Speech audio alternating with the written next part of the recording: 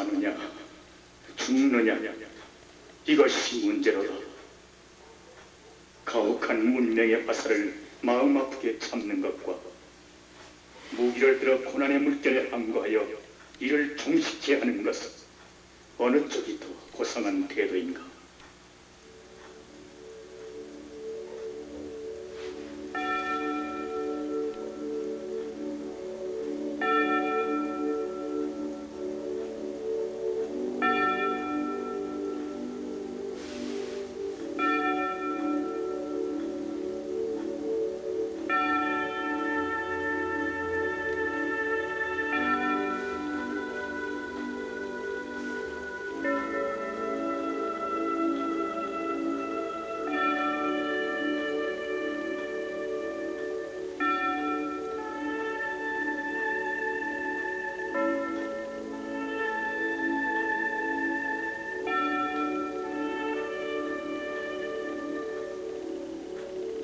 런던의 템스강 남단에는 서덕이라고 불리고 있는 낙후된 지역이 있다.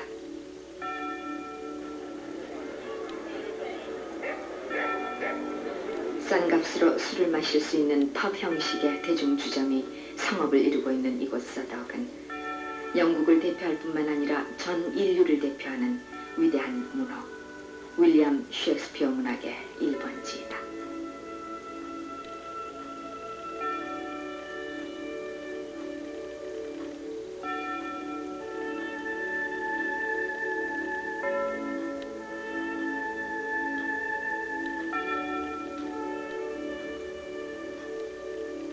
그러나 셰익스피어 당시 유흥지대로 북적였던 서덕의 모습은 오늘날 공장지대로 바뀌어져 시인 셰익스피어의 흔적을 찾아보기에는 그 모습이 너무 변해버렸다. 400년 전 셰익스피어가 연극에 몰두하며 걷던 거리는 흡사 햄릿의 망령이 나타날 듯한 느낌마저 드는 음산한 풍경이다.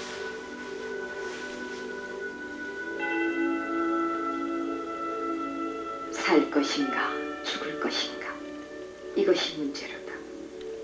아버지를 살해하고 어머니와 결혼한 숙부에 대한 복수로 갈등하는 햄릿의 창백한 얼굴에 드리웠던 깊은 고뇌와 범위, 그것은 연극을 통해 시대의 진실을 밝히고자 했던 셰익스피어 양심 속에 깔렸던 짙은 진실의 그림자였다. 그 양심의 소리가 메아리 쳤던 셰익스피어의 극장 글로브는 불타고 오늘날 남아있지 않다. 다만 칼레이지라는 이름의 맥주 공장 벽에 붙어있는 여기가 글로브 극장 자리였다 하는 명판만이 400년 전의 셰익스피어의 거리였음을 입증해주고 있다. 그리고 서덕의 음침한 골목 곳곳에는 고뇌와 범민의 갈등한 햄릿의 흔적을 찾아보고자 하는 순례자들의 부산스러운 발길만이 이곳을 셰익스피어 문학의 고향으로 만들고 있었다.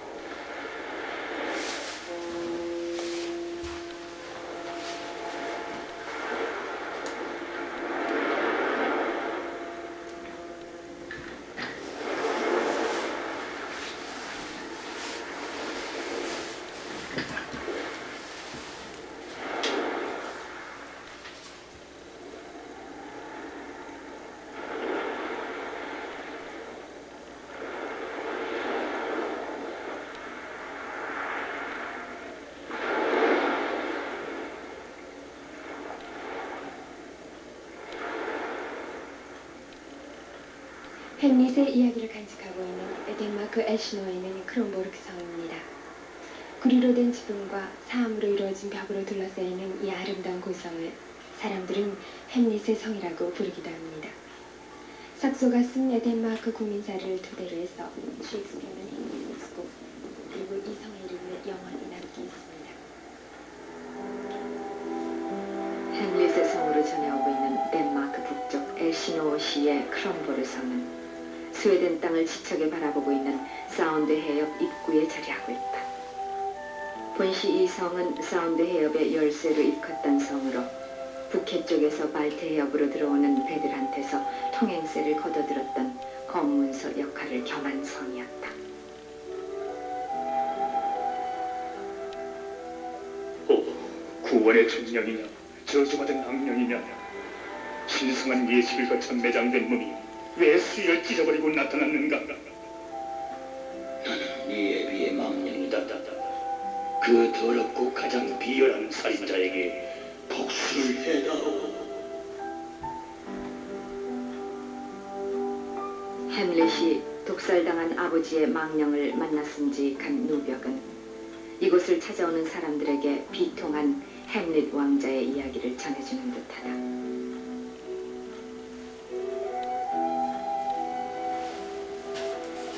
셰익스피어 문학의 햇빛을 받아 햄릿 왕자의 이야기를 전설처럼 간직하고 있는 크롬보르 성에는 전 세계에서 모여드는 셰익스피어 문학 순례자들의 발길이 끊이지 않고 있다.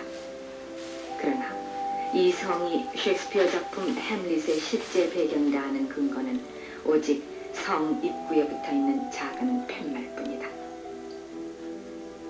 암레드라는 이름의 왕자가 바이킹 시대 이전에 유틀란드에 살았고 삭소가 그의 이야기를 기록했다. 셰익스피어는 그의 이름을 햄릿으로 바꾸어 이 성과 연관시켰다.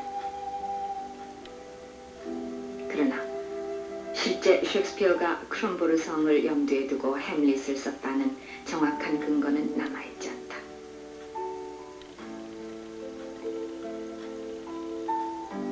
크롬보르 성에서는 왕과 왕비가 살았던 방을 일반에게 공개하고 있다. 취재팀은 마치 햄릿이 그의 아버지를 죽인 숙부의 품에 안긴 어머니의 방을 방문하는 사람처럼 왕비의 방을 찾아봤다. 약한 자여, 그대 이름은 여자. 한 달도 못돼요. 아니, 눈물을 흘리며 불쌍한 아버지 시체를 따라가던 그 신발이 채 닳기도 전에 어머니, 그 어머니가 나의 숙부요 아버지의 동생과 결혼을 하셨다.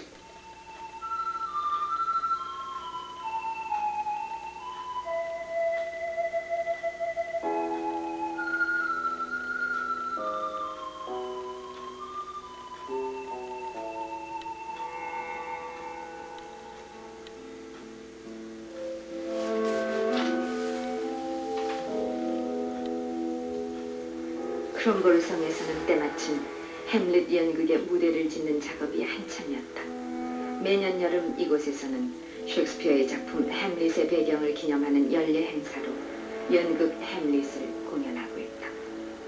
우리들에게 셰익스피어 극의 명배우로 널리 알려진 로렌스 올리비에나 리처드 버튼도 한때 이곳 무대에서 햄릿의 역할을 맡았었다고 한다.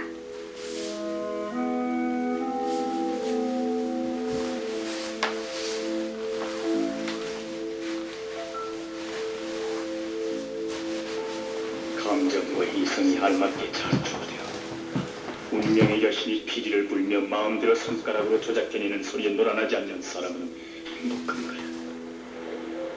감정의 노예가 되지 않는 사람이 보고 싶어. 이런 사람이라면 나는 마음속 깊이, 마음의 끝까지 간직할 거야. 북부의 높은 파도와 차가운 바닷바람을 맞고 서 있는 크롬보르 성은 마치 삶과 죽음의 갈등 속에 번민하며 진실한 삶을 향해 나아갔던 위대한 영혼 햄릿의 우뚝한 모습처럼 셰익스피어 문학의 영원한 기념비적인 건물로 사랑받고 있다. 셰익스피어의 대표작 햄릿은 1603년에 초판이 나왔고 1604년 결정판이 출판됨으로써 셰익스피어 생애의 전성기가 전개된다.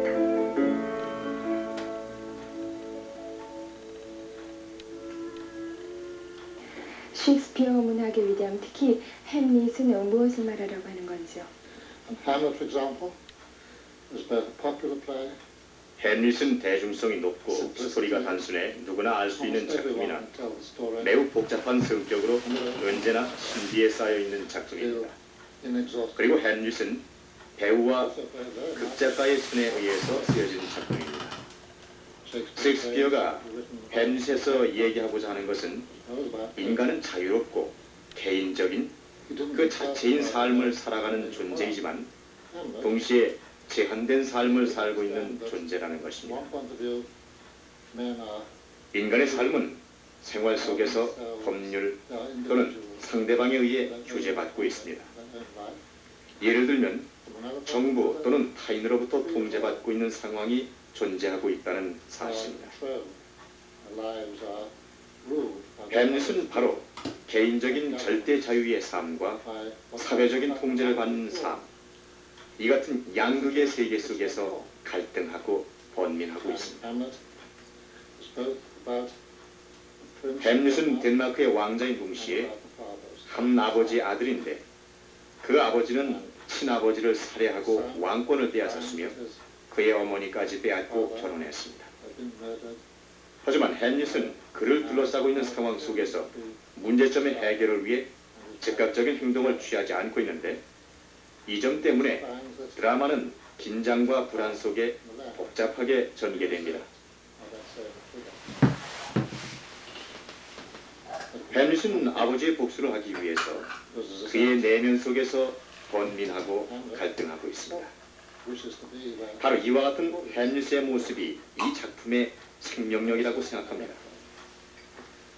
셰익스피어의 햄릿은 영국뿐만이 아니라 전 세계적으로 공연되고 있는 셰익스피어의 대표 작품이며 햄릿의 성격의 재평가는 앞으로도 계속돼야 할 것입니다.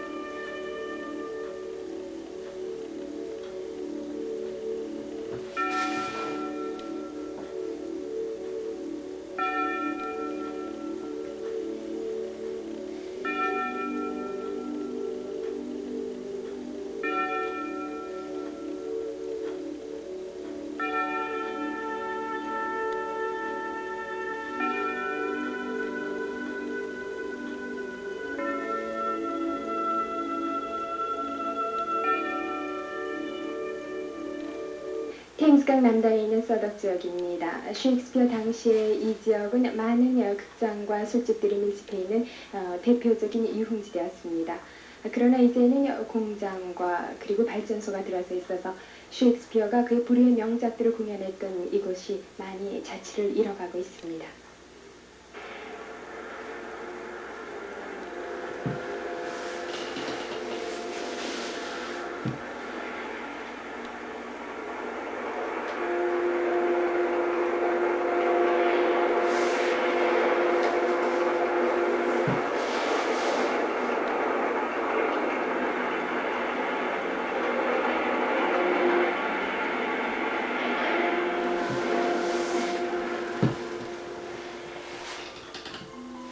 공장시대로 모습이 변한 셰익스피어 시절 연극의 중심지 서덕에는 아직도 그 당시의 모습을 간직하고 있는 건물이 남아있다.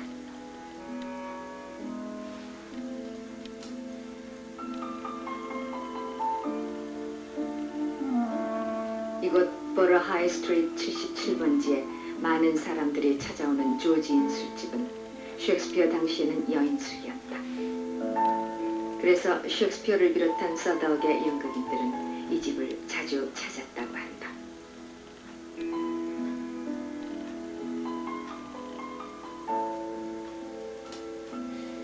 조지인 술집 벽에는 셰익스피어와 찰스 디킨스 등 유명 작가들이 이 여인숙의 친절을 잘 알고 있었다는 팻말이 보인다.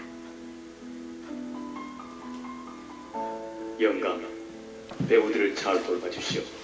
알겠소? 잘 대접해. 이분들은 시대의 축도요 간결한 연대기니까. 배우의 신분에 맞게 대우한다면 거지처럼 회초리나 얻어맞을 거야. 좀 더 좋은 대우를 해. 상대방의 가치 이상으로 대우한다면 그만큼 영감의 선심은 빛이 나는 거니까. 셰익스피어의 작품으로 우리들에게 널리 알려진 베니스의 상인의 구두쇠 쉘록. 그의 지독한 구두쇠 모습은 셰익스피어 자신의 텅 빈 주머니에서 나왔다는 표현처럼 연극인들의 생활은 물질적으로 늘 궁핍했다고 한다. 그러한 연극인들을 친절로 대했던 조진 여인숙. 이처럼 예술은 예술가를 사랑하는 땅에서만 꽃이 피고 있음을 확인할 수 있었다.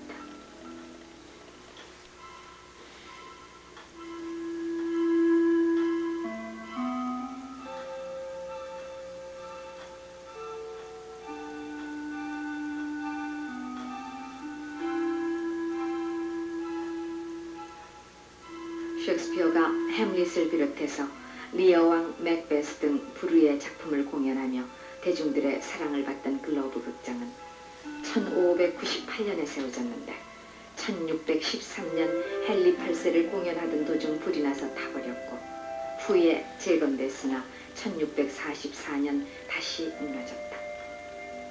1613년 헨리 8세를 공연 도중 불이 나 타버린 글로브 극장의 파괴는 그 시대의 가장 위대한 극작가의 일생에 상징적인 종말을 안겨줬다.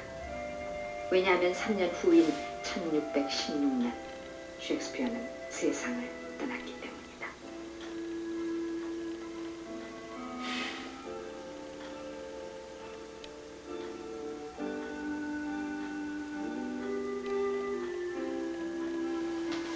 취재팀은 셰익스피어의 글로브 극장 근처에 있는 베어가든이라고 불리는 기념관을 찾았다. 이곳은 연극 박물관으로 셰익스피어 시절 연극 자료, 의상, 무대 모습 등이 진열되어 있다. At the Rosewood, this was the great Marlowean theatre. You know how spectacle is so much part and parcel of the marketplace. She paid for plays. Her old naive Richard too, writing all night, all part of the spectacle. 이곳을 찾아온 사람들이 가장 흥미롭게 보고 있는 것은 셰익스피어의 극장 글로브의 모형이었다. 그들은 마치 400여 년 전 셰익스피어 무대의 연극을 보고 흥분했던 관객처럼 글로브 극장 모형을 감상하고 있었다.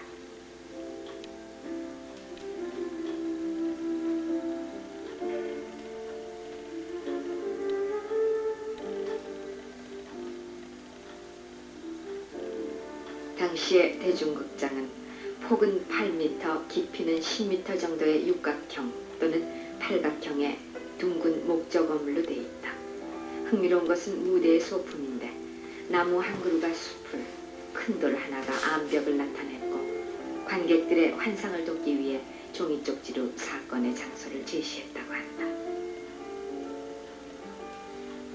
귀빈들이여 용서하시라.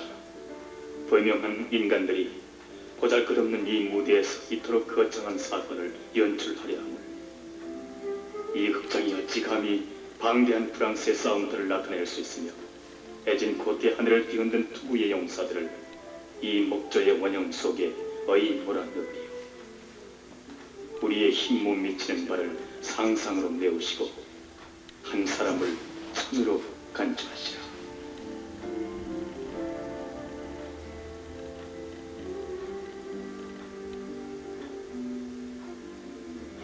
저는 지금 셰익스피어 당시의 글로브 극장과 똑같이 만들어 놓은 무대 위에 서 있습니다. 이 무대는 바로 베어가든 기념관에 서 있는데요. 베어가든 기념관의 총책임자 만나서 얘기를 잠깐 나눠보도록 하겠습니다. 안녕하십니까? 셰익스피어의 햄릿이 참 오랫동안 많은 사람들에게 사랑을 받고 있는데요. 그 이유가 어디에 있다고 생각하시는지요? I think really what Shakespeare is saying is that you have to go through 셰익스피어가 말하고자 하는 것은 understanding. 이해와 사고의 과정을 거친 다음에는 무엇이 옳은가를 일단 결정하고 난 후에 행동을 한다는 것입니다. 물론 정부 그리고 개인 그 어떤 경우에 있어서도 이와 같은 행동 방식의 적용은 필요할 것입니다. 네, 좀 더 완벽하게 그러면은 글로브 입장을 세우겠다라는 재건 계획이 세워지고 있는 걸로 알고 있는데요. 거기에 대해서 좀 설명해 주시죠. The project that I'm involved in is 제가 관여하고 있는 계획은 지금 우리가 서 있는 이곳 근처에 있던 셰익스피어의 극장 글로브를 재건하는 것입니다.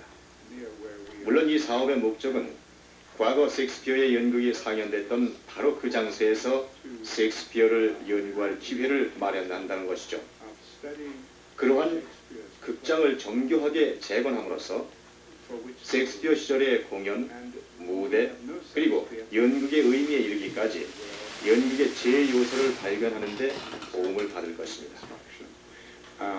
또한 이 사업은 극장을 원형에 가깝게 재건하는 것뿐 아니라 셰익스피어 박물관을 세운다는 의미도 있습니다. 그리고 셰익스피어의 동료들이 역시 공연을 했던 블랙프로스트 극장과 유사한 또 하나의 극장을 세워 5개 공연장과 함께 갖출 계획입니다.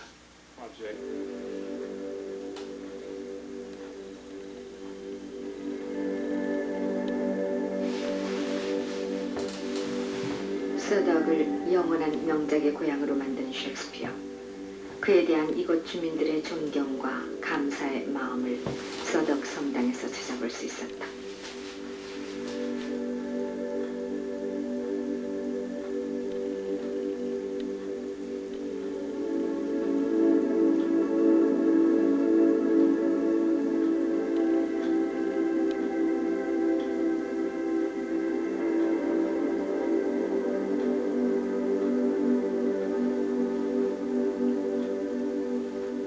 성당 유리창에 새겨놓은 햄릿, 맥베스, 리어왕, 오셀로 등 셰익스피어 작품의 작중 인물들은 시인의 입김 대신 서덕의 햇살을 받으며 살아 숨쉬고 있었다.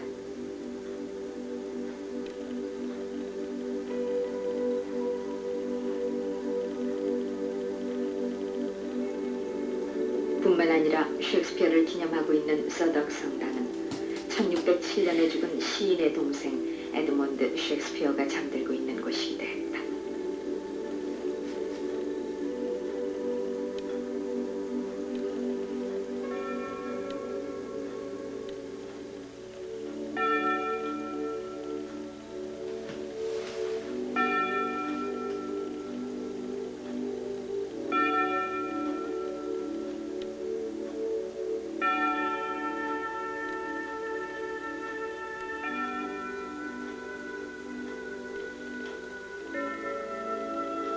셰익스피어는 에이븐 강이 흐르는 아름다운 도시 스트래포드 어픈 에이븐에서 태어났다. 취재팀이 만나본 셰익스피어 전문가들은 시인의 고향 스트래포드가 지리적으로 영국의 정중앙에 위치하고 있음을 극구 강조했다. 삶과 죽음 사이에서 갈등하며 진실을 추구한 햄릿의 정신세계는 가장 보편적인 영국의 토양에서 잉태됐음을 영국인들은 긍지로 여기고 있었다.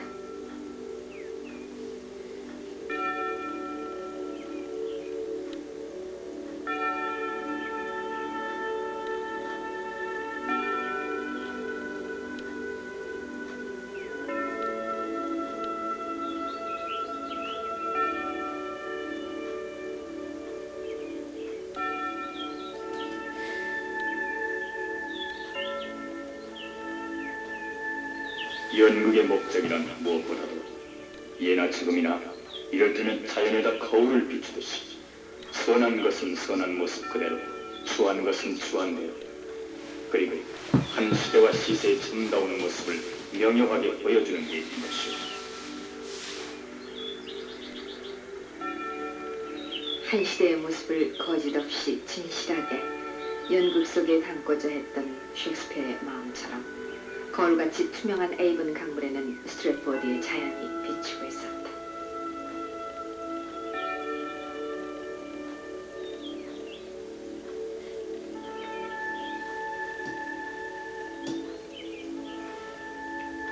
취재팀은 에이븐 강가 풀밭에서 광대들이 셰익스피어의 고향을 찾아온 사람들을 상대로 그들의 재주를 보여주고 있는 광경을 지켜볼 수 있었다. On the full moon, the skies are gray. On the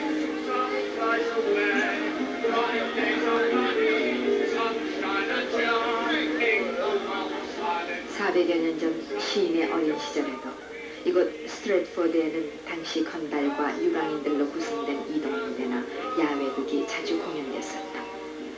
그들은 비록 엄격한 청교도들로부터 끊임없는 미움을 받았지만 대중들과 특히 자라나는 어린이들에게 커다란 사랑을 받았다.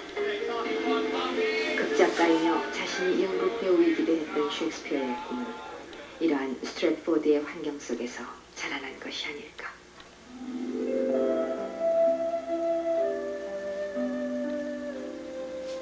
이 세상은 관절이 흩어졌어.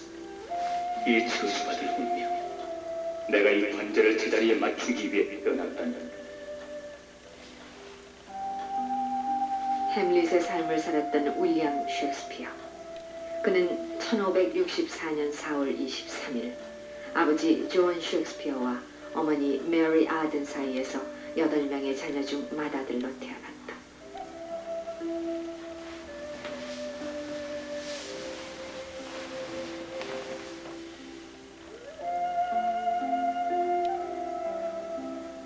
셰익스피어가 태어난 방의 유리창에는 수많은 낙서들이 보인다.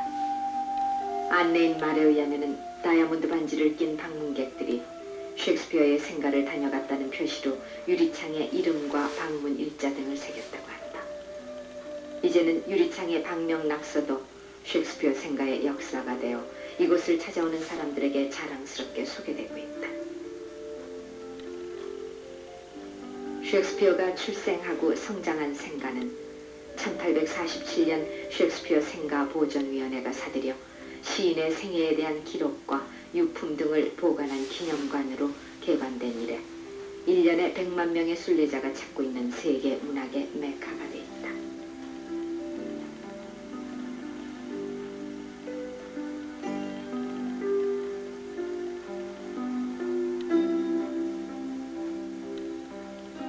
이곳에서의 그의 생활은 어떤 것이었고 또 이 고향이 그의 문학에 끼친 영향은 무엇이라고 생각하십니까? I think the fact that Shakespeare was born 셰익스피어의 작품 세계는 영국의 정중앙에 위치한 그의 고향 스트래트포드와 띄워놓고는 생각할 수 없을 정도로 고향은 그의 문학에 많은 영향을 끼쳤습니다. 이에 대해서는 많은 예를 들 수 있는데 가령 농촌 출신인 그의 아버지와 어머니처럼 셰익스피어 자신도 농촌 생활을 했고 특히 소년 시절에 보낸 이곳 스트래트포드의 자연은 그의 문학에 많은 자양분이 됐습니다. 그래서 그의 시국에서는 고향의 산림지대가 배경이 되고 있는데 이것은 결코 우연한 일이 아닐 것입니다. 셰익스피어가 꽃에 대한 해박한 지식도 농촌 생활의 결과라고 생각합니다. 예를 들면 그의 작품 한여름밤의 꿈에서 야생화를 묘사할 때 경이로운 시적 언어를 구사하고 있습니다. 뿐만 아니라 풀이라든가 정원 가축에 대한 지식 또한 마찬가지죠. 셰익스피어가 이곳의 문법학교에서 받은 교육은 그의 고전 문학의 커다란 밑거름이 됐다고 생각합니다. 학교 생활의 체험도 그의 문학 속에서 많이 나타나고 있죠. 셰익스피어는 그의 고향 스트래트포드의 풍속, 풍물, 자연, 인간의 모습을 그의 작품에 여러 가지 방식으로 표현한 작가입니다.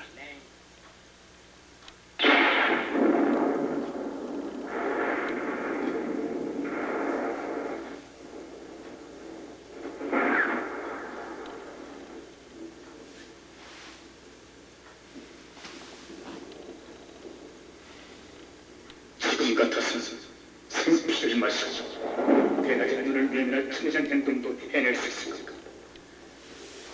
진정하자. 지금은 어머니에게 갈 때. 이 마음이여. 자연의 정을 잊어서는 안 돼. 모친을 죽인 네로의 혼이 이 굳은 마음속에 들어오게 해서는 안 된다. 가혹하기는 해도 모자의 천장을 지키자. 어머니께 칼날 같은 혀를 놀리지만 그 칼을 휘둘러서는 안 된다. 내 희구와 마음이 서로 모순되게 이끌려 말을 하는 제 아무리 힐치려 해도 마음이여 그 그 말을 절대 행동으로 옮기지 주기를.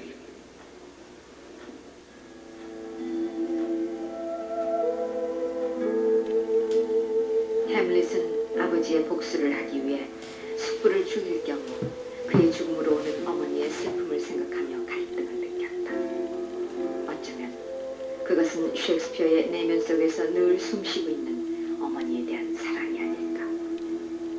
시인의 어머니 메리 아든을 길러내는 생가가 풍기고 있는 소박하고 전원적인 분위기가 마치 시인이 맡았던 어머니의 채취처럼 느껴진다.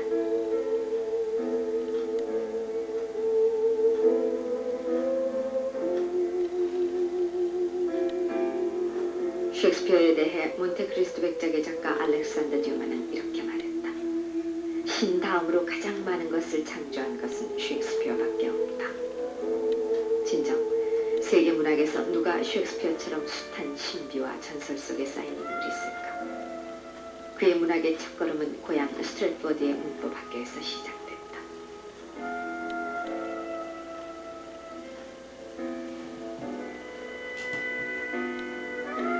셰익스피어가 다녔던 것으로 추측이 되는 그의 고향에 있는 문법학교입니다. 이곳에서의 생활이 그가 받은 유일한 정규 교육이었고 이곳에서 배운 레티너와 수학은 훗날 그의 작가 생활에 커다란 밑거름이 됩니다. 300년 전의 책상과 교실이 그대로 보존되어 있고 사용이 되고 있는 이 학교는 지금도 이 고장의 젊은이들이 열심히 배우는 곳입니다.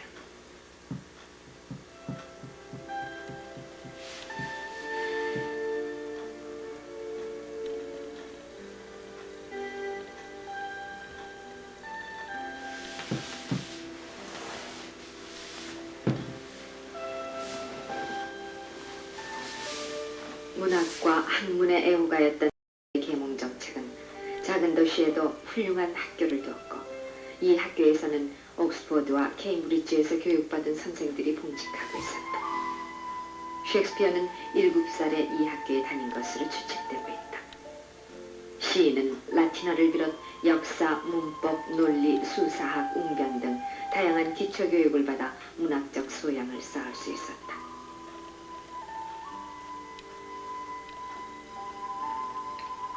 셰익스피어가 공부하던 교실은 오늘도 스트랫포드의 어린이들이 공부를 하고 있다. 문법학교는 제2의 셰익스피어를 길러내는 명작의 토양이 되고 있었다.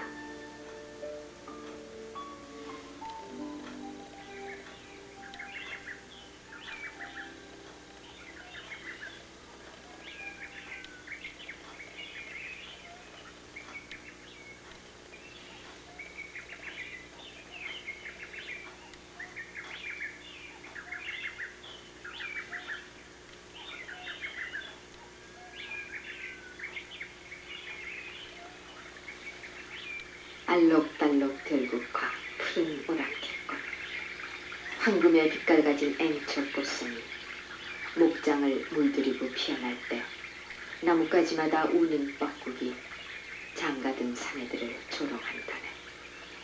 뻐꾸 뻐꾸 뻐꾸 그 울음소리 듣기 싫어. 장가든 사내 귀엔 정말 거슬려.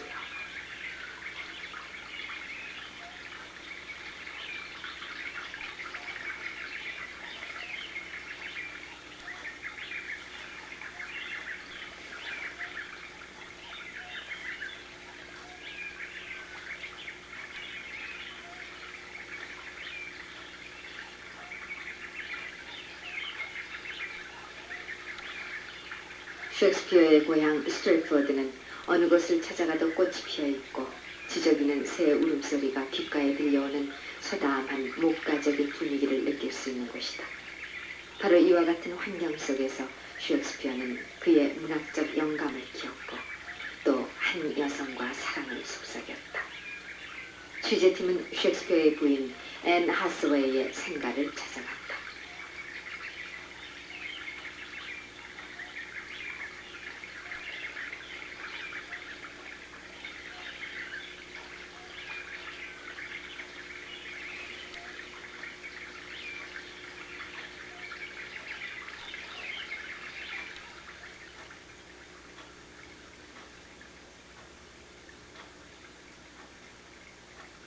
셰익스피어의 부인이었던 앤 해스웨이가 결혼하기 전에 살았던 집입니다.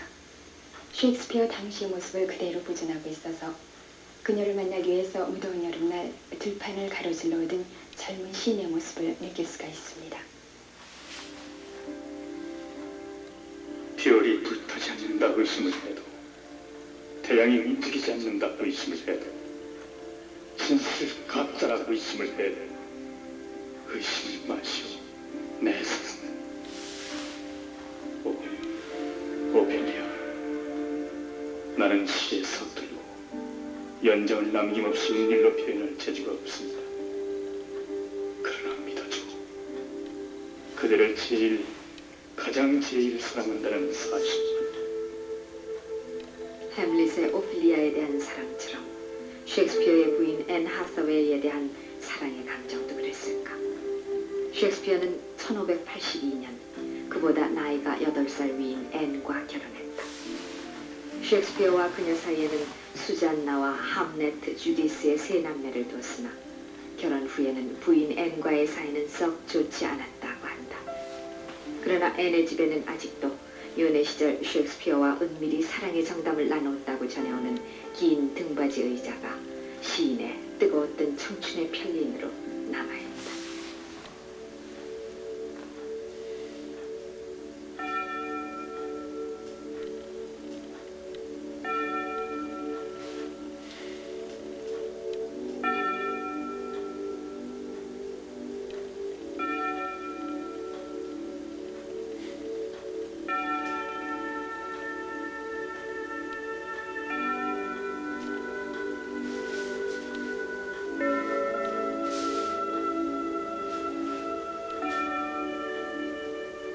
셰익스피어의 고향 스트래트포드는 마을 자체가 그대로 시인의 기념관처럼 느껴지는 곳이었다. 셰익스피어 문학의 총본산인 셰익스피어 센터가 시인의 생가 옆에 자리하고 있고, 앨번 강변의 셰익스피어 극장에서는 햄릿을 비롯한 시인의 향기 짙은 작품들이 공연되고 있다. 인도와 바꿀 수 없다는 영국인의 긍지 윌리엄 셰익스피어. 그가 태어난 고향 스트래트포드의 땅이야말로 영국이 인도와도 바꿀 수 없는 영국인 모두가 아끼고 사랑하고 있는 고향 땅임을 실감할 수 있었다.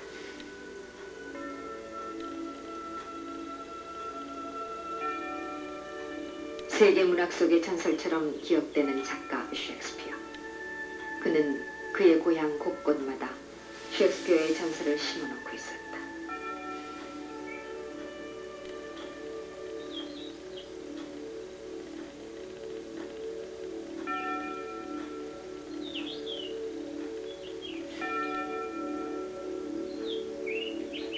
스트래트포드의 숲속에는 사슴들이 무리를 지어 뛰놀고 있는 것을 볼 수 있다. 이것은 셰익스피어가 어린 시절 사슴을 훔친 죄로 처벌이 두려워서 런던으로 달아났다고 전해오고 있는 그 당시 토마스 루시경의 정원이다. 이곳에서의 추억으로 셰익스피어는 작품 윈저의 바람둥이 아낙네들에서 사슴 정원의 주인 토마스 루시경을 치안판사 쉘로우로 그렸다고 한다. 그 쉘로 선생, 나를 국왕한테 고발할 셈이요? 그렇소. 그대는 내 아랫 사람들을 때리고 사슴을 죽였어.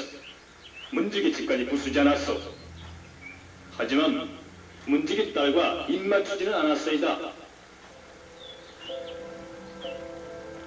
사슴 정원의 전설을 믿는다면 어린 셰익스피어를 유혹한 사슴이야말로 인류를 셰익스피어 문학의 세계로 안내한 길잡이가 아닐까.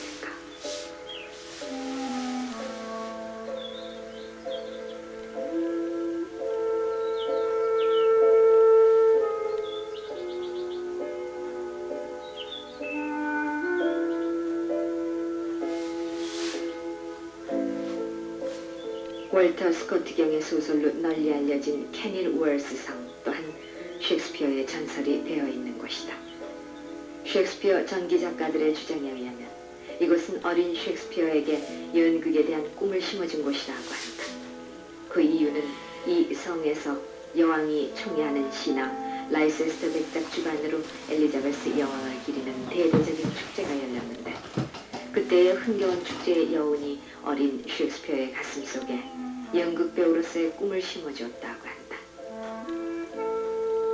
그래서 셰익스피어의 작품 태풍 한여름밤의 꿈의 동화 장면에는 이곳에서의 흥겨운 축제의 여운이 등장하고 있다고 한다.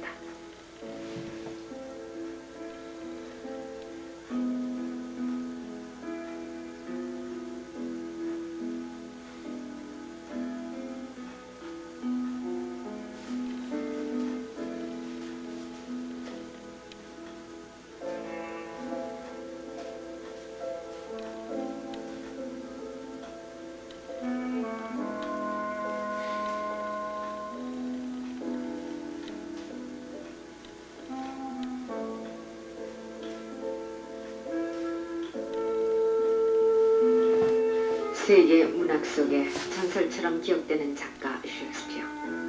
그는 고향 스트랫포드의 자연이 키워놓은 아들임을 느낄 수 있었다.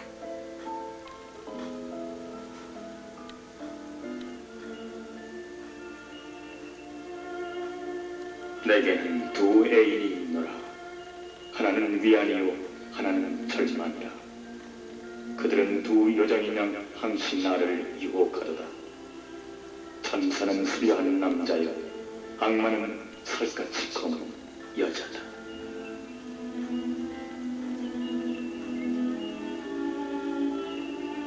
셰익스피어가 소네트에서 노래하듯 시인은 높아가는 명성과 함께 만년의 인간적인 고독을 느낄 때면은 스트랫포드를 찾았고, 특히 결혼한 딸의 집을 찾는 것은 시인에겐 아버지로서의 기쁨이며 커다란 휴식이었다.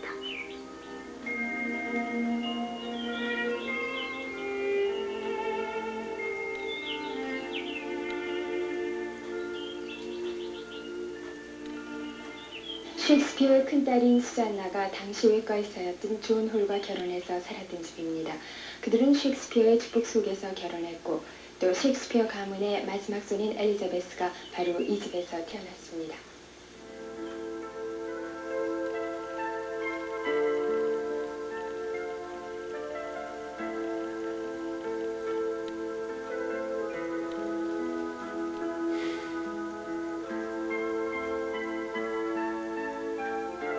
셰익스피어의 사위 존 홀 박사는 그 당시 명망 높은 외과 의사였다. 시인은 사위를 마치 친아들처럼 깊이 사랑했다고 한다. 사랑하는 딸의 남편 이전에 어쩌면 인간의 생명을 파괴하는 질병의 원인을 분석하고 연구하는 사위의 엄숙한 모습에서 셰익스피어는 삶과 죽음 사이에서 갈등하며 파괴된 진실의 회복을 위해 생명을 바친 그의 문학 속의 주인공 햄릿의 얼굴을 확인했던 것은 아닐까.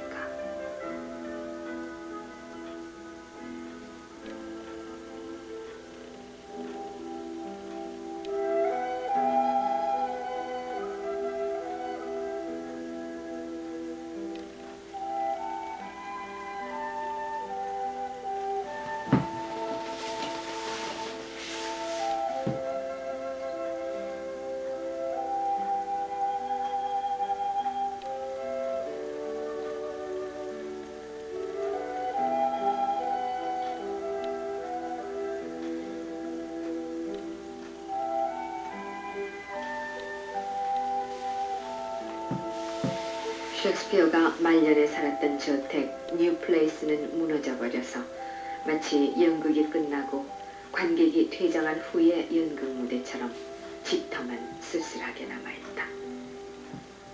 셰익스피어는 질서가 파괴된 세상을 살았던 햄릿처럼 신적인 규범과 지상의 무질서 사이에 어쩔 수 없이 벌어진 모순의 시대를 살았고, 종막의 질서를 회복하고 무대에서 사라진 햄릿처럼 회의와 부인, 분노와 절망의 정신적 비극 시대를 그의 예술 속에서 새로운 질서로 통일시키고 완성한 후 그의 예술가적인 위대한 삶을 마쳤다.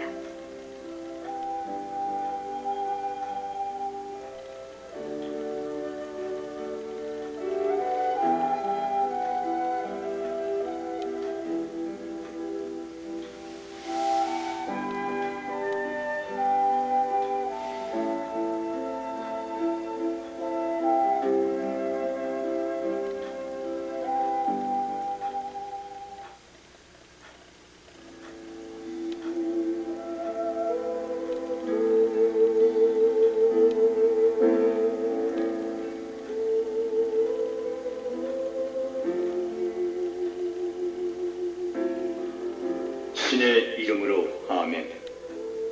나 윌리엄 셰익스피어는 스트래트포드 어폰 에이번 출신의 신사로 최상의 건강 상태와 온전한 기억력으로 마지막 유언과 유언장을 다음과 같은 방식으로 완성하여 지시한다. 우선 나는 내 영혼을 나의 창조자이신 신의 손에 맡기노라. 구세주의 공덕으로 내 영혼은 영생에 참여하길 바라.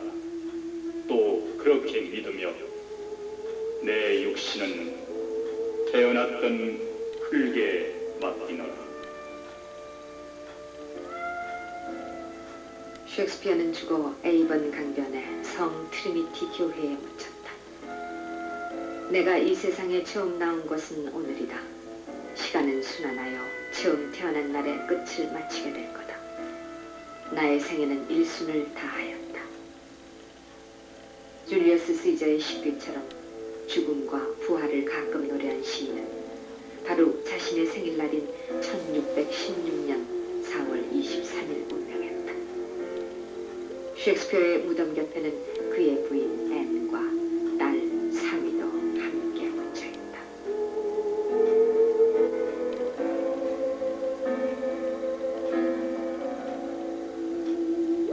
나의 보시오. 신의 뜻을 거역해서 이곳에 매장된 시체를 파지 마오.